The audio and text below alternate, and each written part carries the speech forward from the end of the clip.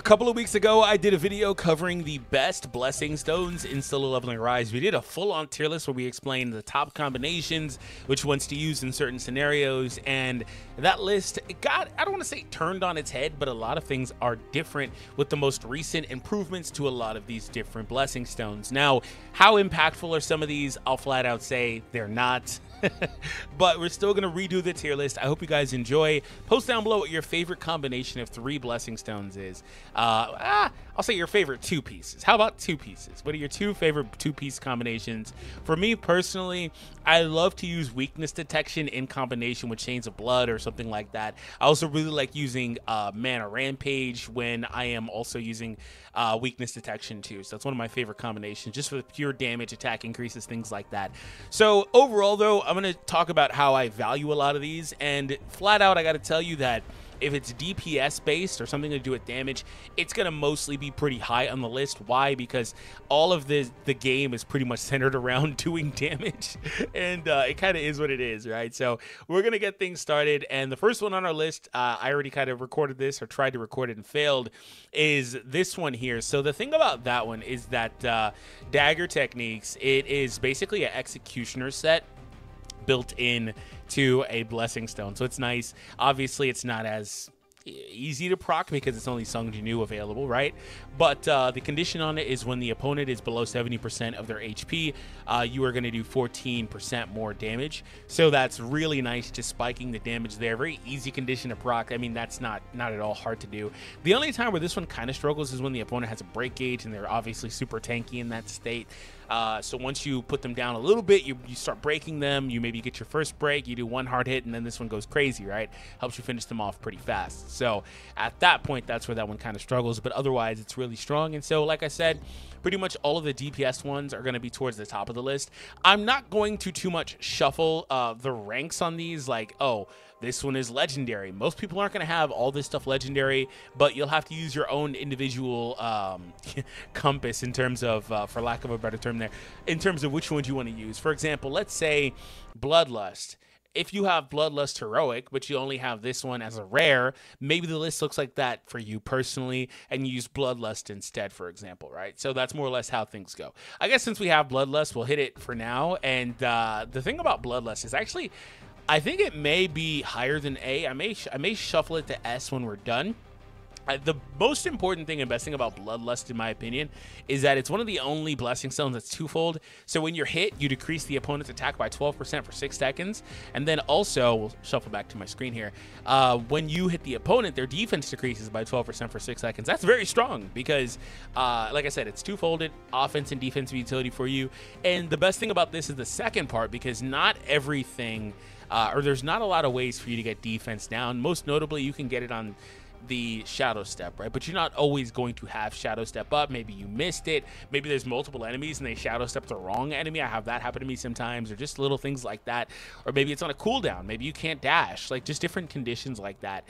So this one will be available to you to decrease the defense of the enemy, to help you do more consistent damage, and also make you take less damage, which is pretty nice because the best way to build Sung Jinu is with minimal defensive investment because, like I said, DPS-based game, timer restrictions, all that stuff. You don't have time to waste on investing in defense. You go full offense. A little bit of killing 2 birds with 1 stone, so very high value for that overall. So I may move it higher. I don't love Assassin's Proficiency, but it does do a lot of damage if you can trigger it. The only condition is you have to be attacking the opponent from behind, and that's really easy to proc most of the time with shadow steps. Depending on the positioning, the shadow step may send you to the front of them if they've passed you by. It's just, shadow step's kind of weird, or the side of them sometimes, so you got to just be mindful of that. But I mean, otherwise you're going to be doing an extra damage increase, so that is solid. And at legendary rarity, I think it's 16% for this, so that has value. It's just, like I said, it does have a, yeah, 16's a lot. It does have its weakness with that, so I'm going to leave it there for now, but it does have utility. Moving on, next is Boss Slayer. So Boss Slayer is very, very strong.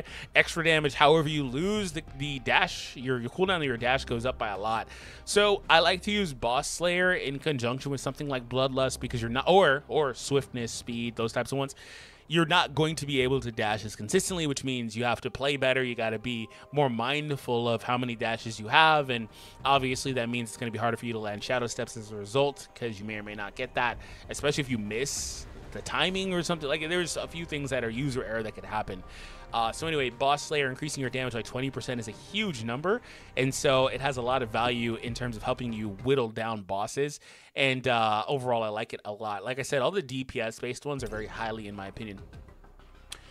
Next up is what? Camouflage. I am not a huge fan of I just still don't really understand the purpose of this. It does what it says literally in the name. So when you get hit by a certain amount, you basically become untargetable, which is okay. I mean, like, I like it a little bit with, like, Westwind or something, where, like, I need to ensure that I'm landing those hits, you know. But it heals you a little bit. I think it actually got buffed for the healing. You 5% healing every 1 second for 3 seconds, so you heal 15 at Legendary. But what's it at lower numbers? Did it get buffed? I'm not sure. There was a before and after, but I didn't pull it up. But that's pretty much what it is. I mean, it heals you and it makes you untargetable for a few seconds. There's utility in that. I don't really think it's all the most valuable. So I'm going to put this one in C for now. Personally, Chains of Blood is the next one on our list, and I rated this as the best one last time. Do I still think it is? I'm going to move Bloodlust up now. I think Bloodlust is really good. I really have come around on Bloodlust a lot lately, due to how consistent it is with the defense decrease. So Chains of Blood requires you to take a sizable hit. So I think they actually changed this one though, right? Your attack damage increase equal to 30% of the lost HP ratio, but your damage taken also increases. You don't really mind the damage taken increase, because ideally you're not getting hit. That's the point. But that's how that works. Like, ideally you're just never getting hit. You're shadow stepping around. You're just not getting hit. If you do happen to get hit, then that just triggers Chains of Blood. So whatever. But if you get hit, for example, there are some times you're going to get hit. This happened a lot for me in chapter 18, where I would just get hit by Tusk with, like, one of his stupid hymns, and he would chop half my life off. And so that's pretty damn good. It's pretty damn good. And sometimes it'll take like 75% of your life, you know? So this one has a very high, it has the highest damage cap here, and it's not close.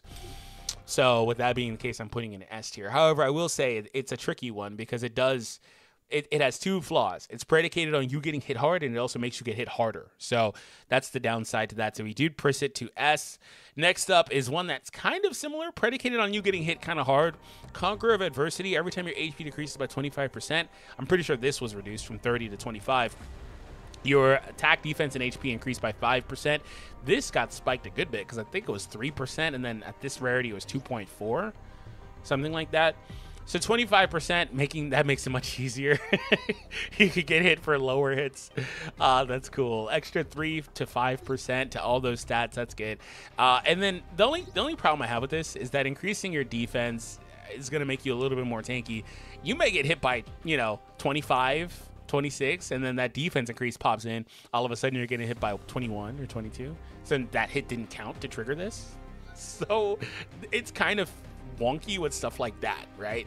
That's very situational, but it can kind of hinder you a bit. But otherwise, I do like it in conjunction with Chains of Blood as well. So anyway, moving on, it does have a lot of utility for increasing all of that stuff. So I'm going to put it into A tier as well for the overall offensive utility. So I'm not going to spend any time on this. It's just going into S tier. I don't really need to explain that one.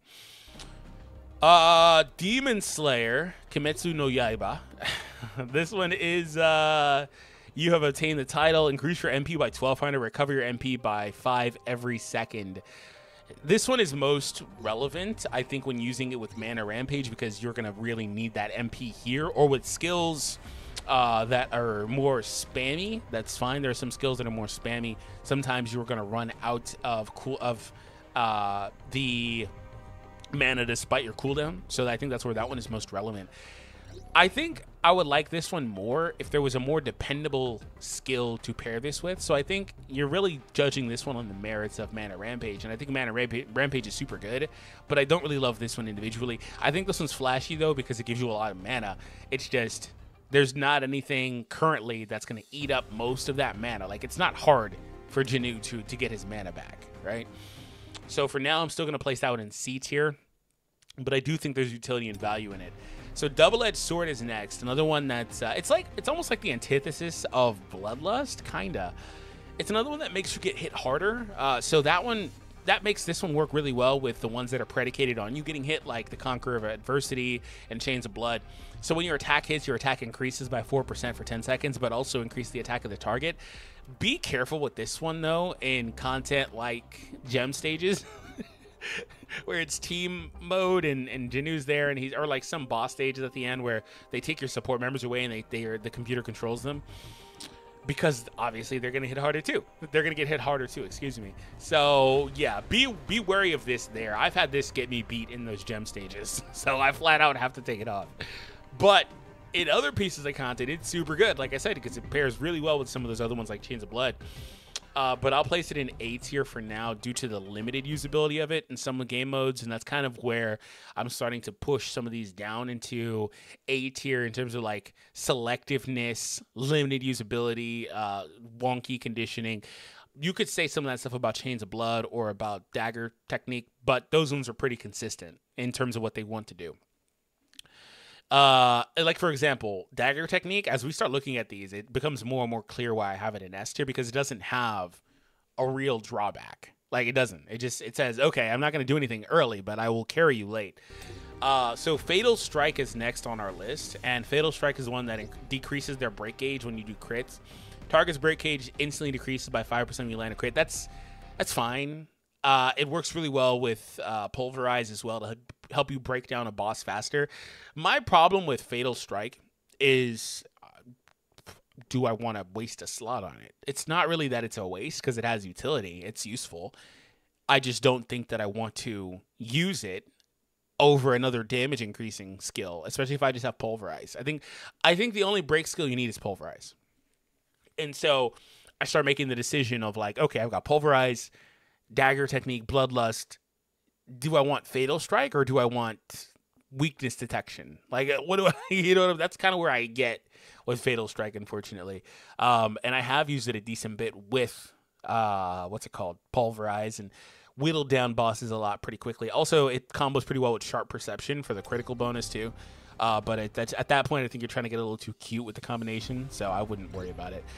My only legendary, and I got it today, and it was previously the worst one. Hopefully it's a little better now, and that is HP Extraction. I literally just got the souls for this, Soul Essence.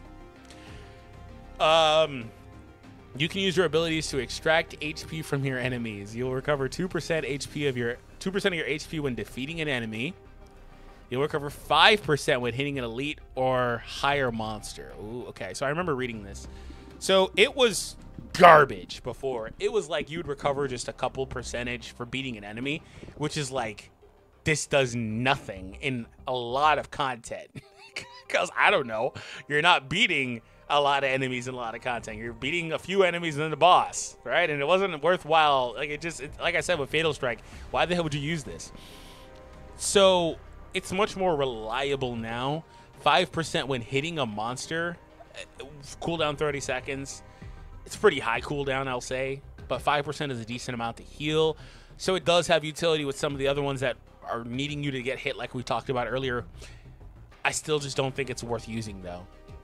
Recovering 2% when defeating an enemy is solid. So it's one of those niche ones where if you're taking on a specific piece of content, like with a lot of horde enemies, it's the same problem it has before. There's not any reason to use it otherwise. So it's still going as the bottom of my list, unfortunately. And also, I kind of feel similarly about pretty much all of them. So next up is Candiaru's Blessing, which is increase your HP by 16%. That's a sizable amount. That is a sizable amount of HP gain. And so I'm not too mad at that. And with that, you can get hit for more. So I'm going to put it in B. Did I have it in A previously? I think I might have had it in A. I'm going to put it in A because you can get hit for more if you have more HP. So I'm going to put it there. But I don't really love it on its own individual merits. I'm largely rating it because of its usefulness with, with Chains of Blood, other skills like that. So next up was the Casca skill scales, excuse me. This one, your damage taken decreases by 15%. Increases received shield effect is brand new here by 15%. I kind of like that. I like that buff. I mean, I'll say it for again. I mean, this one just flat out doesn't work good with some of the best ones here. It works fine with double-edged sword, because double-edged sword individually just makes you take damage. This one works fine with that. Doesn't work good with some of the other ones, like the Chains of Blood or whatever, but that's fine. You don't have to always have Chains of Blood, right? This one also, I'll give it some credit, works well with Bloodlust, right? That's fine. It gives you a little bit more defensive utility.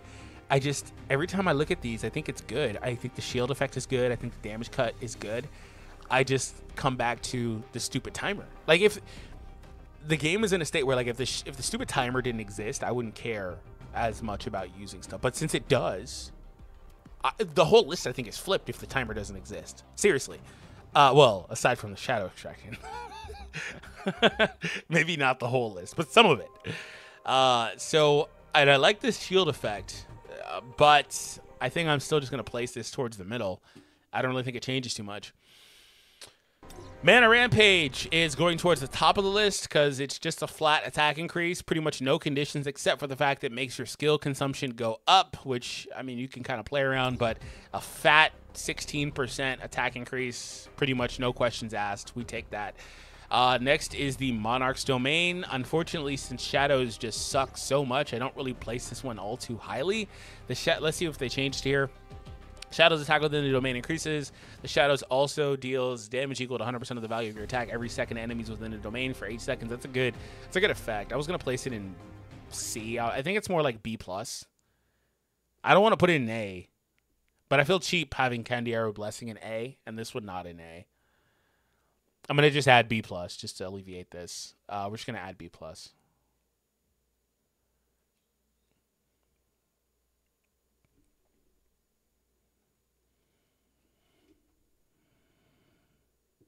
I'm hella blanking on where the hell a plus button is, dude. I'm like, I know where it's at, but I don't. So what we're going to do is we're going to do that. How about that? It's just, I don't feel like putting it higher. And that's largely because the Shadows just suck. This makes them suck less, but I don't really think Shadows are good. You guys didn't see that. I had the wrong screen showing. My bad. So Pulverize S, one of the best ones in the game. Makes you do more damage versus enemies in break state and makes it easier to break them. Skill cooldown 1. I like this one a lot. It's going into A. S? Not A. A is fine. So this one, Reawakening, reduces the cooldown of your skills by 20%. That's pretty fat. I like it. I like it a lot. Helps you do more damage, obviously. Helps you break the opponent faster. That's a great one. So that, I meant to mention this earlier. That's one of the ones that if I were using that and I could spare a slot, I'd put Demon Slayer on. Because, like I mentioned earlier, being able to spam your skills more reliably means you're going to use more MP.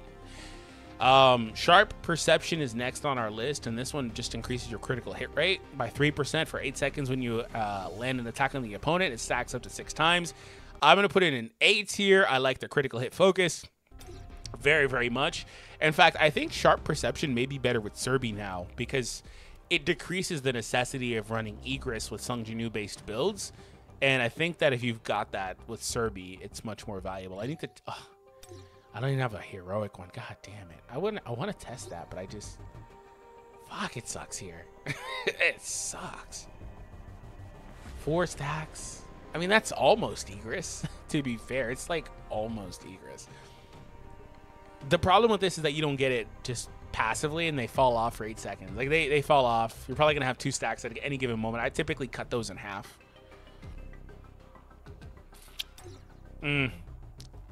Like, even if I had a heroic, I'd run it probably. 2% 5 times. That's so much better. Like, it's infinitely better. It sucks a lot. The lower rarity. My goodness. All right, we got speed and swiftness. So let's just kind of hit these ones really quickly here. So speed, your dash cooldown decreases. Obviously, direct antithesis to Boss Slayer. You use it with that, and it's pretty good. Speed increases as well. Like that a lot. Dash leads to Shadow Steps, so I'm going to place it there. Swiftness, also, again, very useful for dashing. It literally gives you another dash and then can reduce the cooldown of your dash. I'm placing it there too. More dash means more. By the way, the defensive utility of speed increasing, more dashes, blah, blah, blah is also huge. Not just offensive utility with shadow steps, but the defensive utility from not getting hit, things like that. I know that some of these want you to get hit, like Chains of Blood, but if you're not running that build, then there's utility here. Do I think it's fair to say that they're better than some of these other ones, though? I think the only one that kind of catches my eye is maybe like, I feel like I may be being a little bit hard on the Monarch's Domain, but that's largely because I just don't like the shadow system. So I'm going to leave it. Tenacity here. The damage you take will decrease by 50%. Your defense will increase by 50% when your HP is low. This is way different than it was before. This may be the biggest buffed one here, other than maybe Shadow Extraction. 50% decrease is fat. I mean, like, if you have this, what the hell is the point in running? What the hell is the point of running the steel scales? What even is the point? 50 versus 15. This one gives you shield, increases the effectiveness of shield. There's some hunters that synergize with shields well on your team. There's also that armor set that works, but like once again, I think you're getting too cute. I think you're getting too cute at that point. So I wouldn't do it. I think that one's much better. I just think that one's much better. But once again, I look at those and I say, what's the point of using those largely? Because of damage focus. And man, it's so much worse. 30% here. The defense decrease is nice as well, or increase is nice as well, though. So next up on our list is weakness detection. Weakness detection is automatically, instantly one of the best ones because it's got a condition, but it doesn't at the same time. It boosts your damage versus enemies you have type advantage versus, and anytime you're taking on content, you pretty much want to have type advantage with your skills, weapons, blah, blah, blah. So it's arguably just the flat out best one in the game. And then last but not least, we have Wolf Assassin, which increases your damage to non-boss monsters or non-elite boss monsters, just normals, 20%. I mean, okay. Like, it's one of those niche ones that I plug in. Like, you could do a whole niche setup with that and Shadow Extraction. You know what? I'll cope to this. Wolf Assassin, Shadow Extraction, they rhyme too. Some other stuff like with weakness detection in there. As a third, maybe, and then let's just say something else. I don't know, whatever you want to put as the fourth. That's probably pretty good in a lot of story chapters. You could do Boss Slayer if you want, like that. Weakness detection, shadow extraction at the bottom for the healing. Wolf Assassin. That's probably good for a lot of story chapters. I will cope to that. So I think you can do a combination like that. But otherwise, I mean, again, that does literally nothing in a lot of. It's the same problem that Shadow Extraction has, where it's like, at the end of the day, if I'm facing bosses, you do nothing. So, but I do think in some content, obviously not only story, but in some content it's useful. So we went through the entire list, we ranked all these, and we got to chop it in. Excuse me, wrong screen there. We got to chop it in half from the last video, and that's how things look. Do I think I should move some of this around? It's not really labeled left to right, by the way. It's just up and down in terms of rows, not really left to right within the rows. I think I can maybe move some of this around a little bit, but I think I feel pretty confident with this.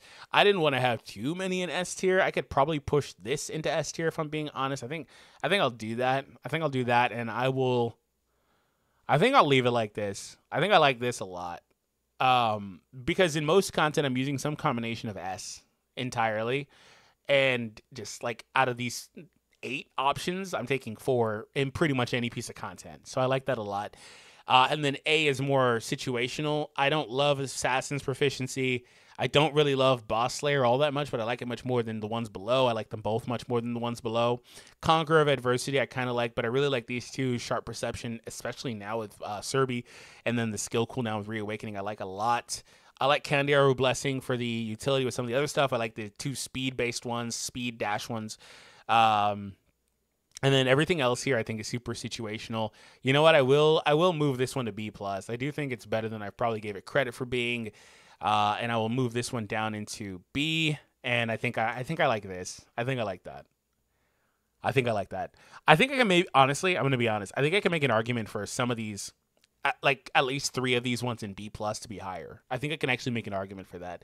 But I don't want to spend all day doing this, and I don't want to confuse you guys. I think we'll do this. I also really like how it's like a descending, you know, it like just kind of goes down. I like that. I like how it looks. Like it's not like the second row has the most inclusions. I like it. All right, guys, let me know what you think. Have an awesome day, and I'll see you next time.